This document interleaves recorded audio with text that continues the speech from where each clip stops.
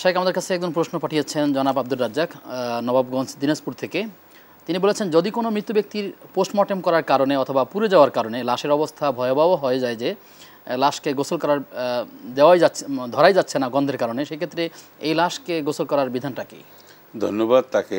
এরকম কিন্তু অনেক ঘটনা রয়েছে যে লাশ পুড়ে গেছে, তারপরে তার গোসল করার মতন এমনকি কোনো মানুষও পাওয়া যায় না, বা মানে মানুষ আর কি লাশ শনাক্ত করতে করতে অনেক সময় নিয়ে যাচ্ছে।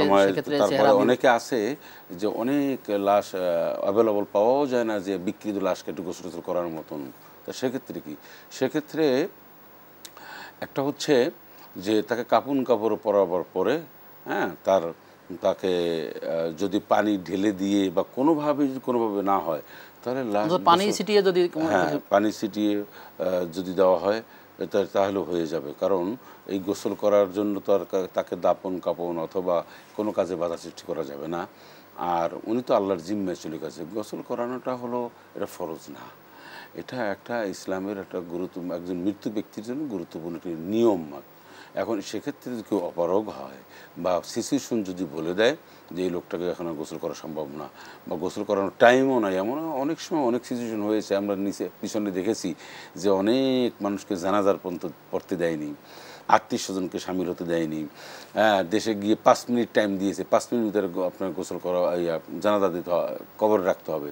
তো গোসল জানাজা কেমনে কি, এটা আল্লাহ পাক ভালো জানেন, তার জন্য কোনো প্রশ্ন নাই। তার জন্য আল্লাহ পাক জিজ্ঞাসাও করবে না, জীবিত মানুষদেরকে আল্লাহ প্রশ্ন করবেন না যে তুমি মৃতদেহের গায়ে যদি কোনো ধরনের ময়লার থাকার কোনো সম্ভাবনা না থাকে অথবা যদি শনাক্ত না দেখা না যায়, তাহলে সেক্ষেত্রে এটা পারা যাবে, এটা জায়েজ রয়েছে। আচ্ছা আচ্ছা, শাইখ আপনি আমাদেরকে বলবেন যে হাত উঁচু করে ইশারার মাধ্যমে যে সালাম দেওয়া হয়, এটি শরিয়াতে এলাও কিনা, অনুমোদন না? কিনা? এটা অনুমোদনের একটা ক্ষেত্র বিশেষ। সেটা হচ্ছে আমরা একটা হচ্ছে একজন সালাম দিচ্ছেন, আমরা ওয়ালাইকুম আসসালাম, তো হাত উঠানোর যদি ডিস্টেন্সটা একটু বেশি থাকে, আমি সালাম পেয়েছি, আমি ওনাকে সালাম দিয়েছি, এটা বুঝতে শুনতে যদি অসুবিধা হয় তাহলে একটা সালাম এ পর্যন্ত উঠানো যাবে।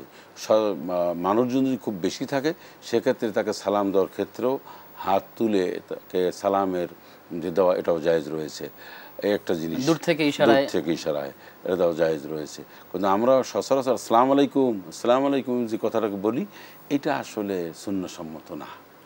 এটি হচ্ছে কাছাকাছি হলে মুখেই দেবে। হ্যাঁ, কাছাকাছি হলে মুখে দেবে।